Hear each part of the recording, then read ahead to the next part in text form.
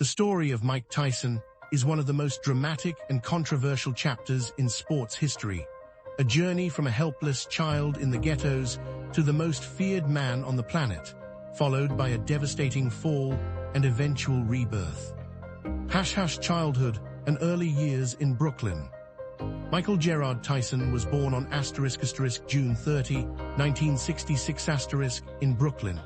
He grew up in Brownsville, one of the most dangerous and impoverished ghettos in America, where gunshots in the streets and constant fear were part of everyday life. Ironically, the future Iron Mike was a shy, overweight, and highly sensitive child who was constantly bullied by other kids. Due to poor eyesight, he had to wear glasses, and because of his quiet personality, other children mocked him and called him weak. Mike's only escape was raising pigeons.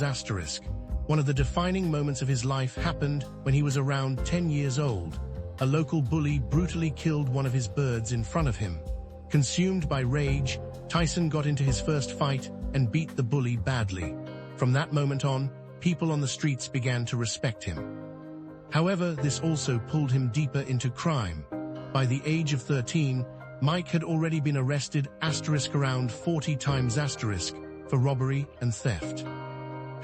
Meeting Cus D'Amato. While staying at the Tryon Juvenile Detention Center, Tyson watched Muhammad Ali fight and became inspired to become a boxer himself.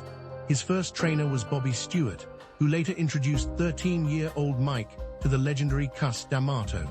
After seeing the teenager spar for the first time, Cus reportedly said the prophetic words, "This is the future heavyweight champion of the world." Cus became much more than a trainer. He became a father figure to Mike, especially after Tyson's mother died in 1982.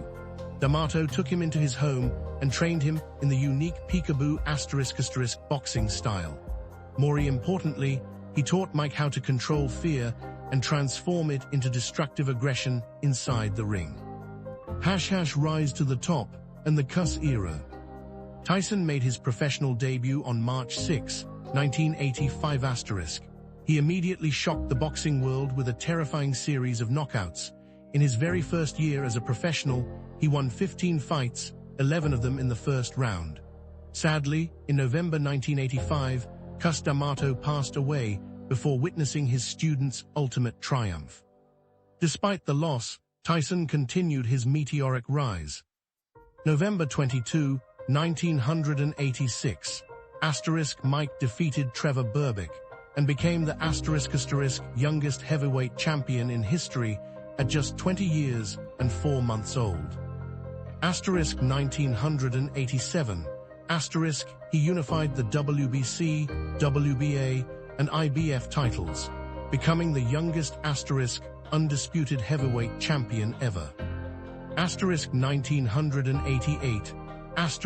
Tyson knocked out Michael Spinks in just 91 seconds, confirming his status as the most dominant boxer of his era. Downfall and prison sentence.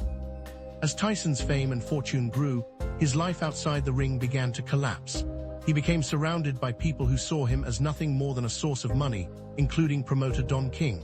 A failed marriage with Robin Givens, the death of manager Jimmy Jacobs, and abandoning his old training team caused Tyson to lose discipline. In 1990 the unthinkable happened. Tyson was knocked out by James Douglas, better known as Buster Douglas, in Tokyo. In 1991 Tyson was accused of rapping beauty pageant contestant Desiree Washington. Tyson maintained his innocence until the very end, but in 1992 he was sentenced to prison. While incarcerated, Mike spent much of his time reading and converted to Islam **, taking the name Malik Abdul Aziz. Comeback and career decline. After being released from prison in 1995, Tyson made a triumphant comeback and regained the WBC and WBA titles. However, his dominance was challenged by Evander Holyfield, who defeated him in 1996. Their 1997 rematch became infamous after Tyson bit off part of Holyfield's ear **, leading to his disqualification and temporary suspension from boxing. By the early 2000s, Tyson's career was fading. In 2002, he lost to Lennox Lewis, and in *** 2003, he declared bankruptcy **, despite earning more than $700 million throughout his career. Much of his fortune disappeared because of reckless spending and financial manipulation by Don King. In 2005, after losing to Kevin McBride, Tyson officially retired, admitting that he no longer loved boxing. A new life. After retirement, Tyson struggled with deep depression and addiction, but eventually found peace. With the support of his current wife Lakiha and through therapy, he transformed himself from the most dangerous man on the planet into a *** calm, thoughtful, and wiser individual ***. Today, Mike Tyson remains a global legend whose name has become synonymous with power and the very history of boxing.